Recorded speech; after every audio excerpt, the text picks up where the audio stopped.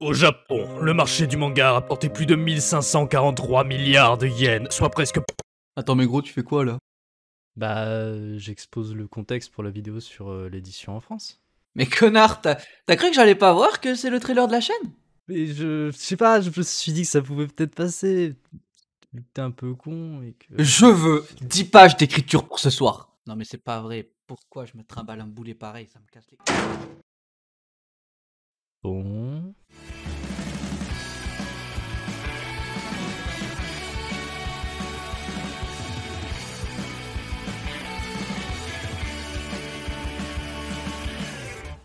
Yo! Pourquoi on dit yo à chaque fois? C'est officiel? C'est notre intro ou... Bah je sais pas, ouais. Ok. Aujourd'hui, notre beau pays est le 3e plus gros consommateur de mangas derrière le Japon et les États-Unis. Mais bizarrement, parmi les 700-750 mangas publiés chaque année en France, moins de 5% sont d'origine francophone. République démocratique du Congo, France, Canada, Madagascar, Cameroun, Côte d'Ivoire, Burkina Faso, Niger, Sénégal, Mali, Rwanda, Belgique, Guinée, Tchad, Haïti, Burundi, Bénin, Suisse, Togo, République centrafricaine, Gabon, Corée, Guinée, Djibouti, Bref, des auteurs d'origine francophone qui vont réaliser du manfra ou manga français. Mais dis-moi, Jamy, pourquoi il y a si peu de manfras publiés en France? En vrai, je préfère l'appellation manga français. Pour une fois, je suis d'accord. En effet, peu de mangaka francophones arrivent aujourd'hui à faire éditer leurs œuvres. Face au marché japonais, ceux-ci ont beaucoup moins de visibilité et sont moins susceptibles de rembourser les avances sur droit. Les éditeurs, cherchant à prendre le moins de risques possible, n'osent publier que très peu des œuvres qui leur sont proposées. Mais c'est quoi ces avances sur droit? Il existe plusieurs moyens de faire publier son manga, le plus connu étant le modèle des avances sur droit, l'édition à compte d'éditeur. Le mangaka... Le manfraka du coup, non?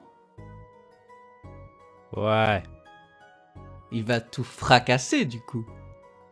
Non? Ouais... Ta gueule. Celui-ci va envoyer son projet à un éditeur. Les documents à fournir peuvent varier, mais c'est globalement toujours la même chose. Il faut envoyer un synopsis, un résumé de l'histoire, quelques planches, un descriptif de l'avenir que vous imaginez pour votre œuvre. Combien de tomes, le public visé, etc. Si l'éditeur est conquis, il donnera son avis et son expertise et proposera à l'auteur de signer un contrat. L'éditeur payera donc une somme, selon l'accord passé avec l'auteur, qu'ils estiment tous deux adaptés au travail fourni et aux espérances de vente. Cela s'étend généralement entre 10 000 et 15 000 euros pour un tome pour un an. C'est équivalent voire inférieur au SMIC. Ouais, mais on pourrait se dire qu'avec les droits d'auteur, cette somme peut augmenter. Mais que nenni messire. Sur le prix d'un manga, seulement 8% sont dédiés aux droits d'auteur. Donc sur un manga à 6,95, cela fait environ 0,52 euros. Ouais, mais tu multiplies ça par le nombre de ventes et l'auteur il gagne quelques pesos quand même, non? Bah oui, mais non. Avant de s'approprier ces 8%, il va devoir les laisser à l'éditeur pendant un petit moment. En effet, les avances sur droit doivent d'abord être remboursées à l'éditeur par les ventes. Si les ventes ne sont pas au rendez-vous, le mangaka ne perçoit pas les droits d'auteur. Si elles sont présentes et qu'elle rembourse ses avances sur droit, l'auteur bénéficie d'un pourcentage sur les ventes. S'il n'atteint pas les ventes suffisantes, il n'aura pas à rembourser ses avances sur droit, hein. C'est déjà assez le bordel comme ça. Donc, si on reprend ton exemple du manga à 6,95 euros, avec 0,52 euros de droits d'auteur, pour rembourser des avances sur droit de 12 000 euros, il faudrait 23 077 tomes vendus.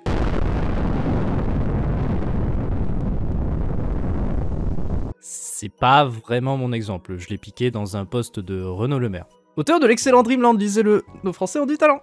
Mais voilà, à part pour quelques élus, peu de personnes arrivent à avoir accès à ces droits d'auteur. C'est d'ailleurs pour cela qu'aujourd'hui, de plus en plus d'auteurs préfèrent opter pour une rémunération forfaitaire, où l'éditeur leur verse une somme plus importante que celle des avances sur droit, en échange de la suppression des droits d'auteur.